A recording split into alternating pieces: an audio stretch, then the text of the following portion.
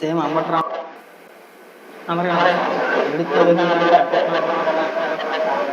Same Ambati Rambabu కూడా అలాగే ఈ నెల 15 మీరు మీ నాయకులు అసెంబ్లీకి వెళ్తారా అంటే మేము ఎప్పుడు చెప్పడం ఏంటి ఎప్పుడో చెప్పాం కదా రావడానికి మేము అసెంబ్లీకి వెళ్ళాం ఇప్పుడే కాదు భవిష్యత్తులో కూడా అసెంబ్లీకి వెళ్ళమని చెప్పేసి మాట్లాడారు.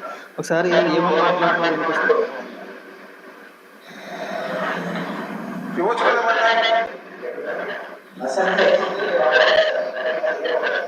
మేము ఇది కొత్త అసెంబ్లీకి వెళ్ళొచ్చు కదా మొట్టమొదటి చెప్పాం కదా. అపోజిషన్ లీడర్ గా మాకు ఇవ్వకపోతే మేము అసెంబ్లీకి రామని చెప్పాం. ఎప్పటికి రాము, బయట తేల్చుకుంటాం. దీన్ని మళ్ళా ఏదో అసెంబ్లీ ప్రారంభమయ్యే ముందు చంద్రబాబు నాయుడు గారు మాట్లాడతారు, లేకపోతే స్పీకర్ గారు మాట్లాడతారు, పని పాట లేకుండా మాట్లాడతారు తప్ప అంటే అసెంబ్లీ సమావేశాలకు పని పాట మీ లేఖితనం ఉందా అంటే ఇంత లేఖితనంతో మంత్రిగా ఎట్లా మాకు అర్థం.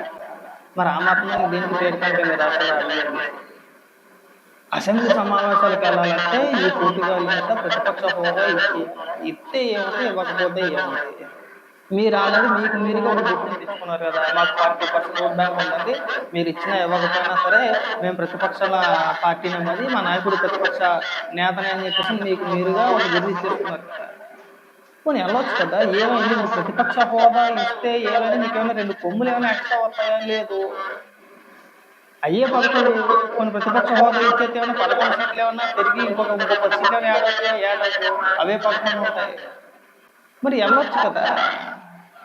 ఇంకా మాట్లాడుతుంది, చాలా మాట్లాడుతుంది. ఒకసారి ఏమని మాట్లాడుతుంది పూర్తిగా వినిపించిన తర్వాత మాట్లాడుతుంది.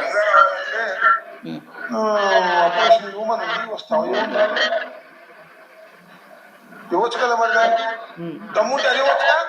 దమ్ముంటారండి అని అంటాం బదులు దమ్ముంటే ఇవ్వచ్చు కదా. మీరు అపోజిషన్ లీడర్గా జగన్మోహన్ రెడ్డి గారిని అది మాత్రం ఇవ్వనంట, మీరు రావాలి.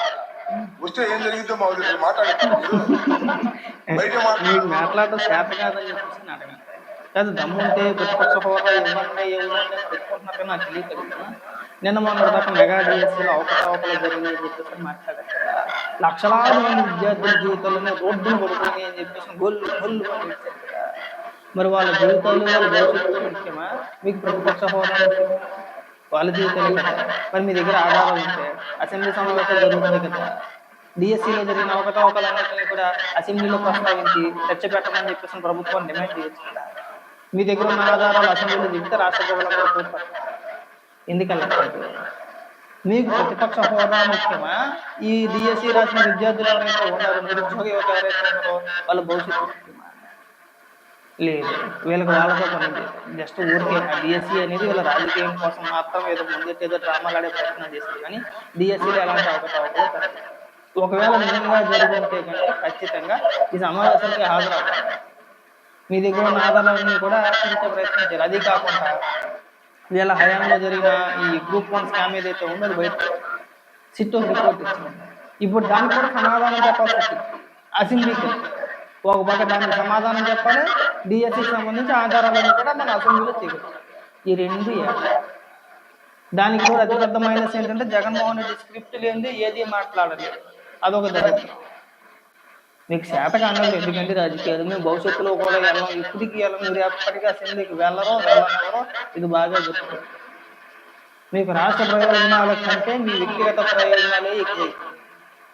మీరు రాజకీయాలు చేసి రాష్ట్ర ప్రజల కోసమో రాష్ట్ర ప్రయోజనాల కోసమో వెళ్తారు. కేవలం జగన్మోహన్ రెడ్డి సొంత ప్రయోజనాల కోసం మాత్రం.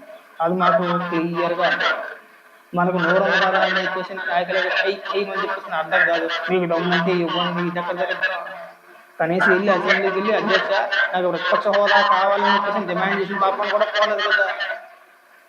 వెళ్ళమని ముందు వాళ్ళు ఇస్తారా ఎవరైనా తర్వాత ముందు మీరైతే వెళ్ళాలి కదా అసెంబ్లీకి. ఎప్పుడు వెళ్ళాడు? ఇప్పుడు ఎమ్మెల్యేగా ప్రమాణ స్వీకారం చేసినప్పుడు వెళ్ళాడు. ఆ వెళ్ళడమే మళ్ళీ అసెంబ్లీ లోపలికి అడిగి పెడితే ముట్టు. ఆ తర్వాత సెషన్లో వెళ్ళాడు, చిన్న సంతకం పెట్టాడు, బయటికి పారిపోయాడు. పైగా మన ఇక్కడ పెద్ద ఓవర్ ఇచ్చేస్తాం మా అన్న పులి ఇలా పోతారా. ఎంత పేరు కూడా మన అందరికీ తెలిసింది. ఎక్కడైనా సరే అప్పబాయ్ కట్టి పెట్టి నిజంగా మీకు శాతం అయితే డిఎస్సీపీని ఎదుగుతారో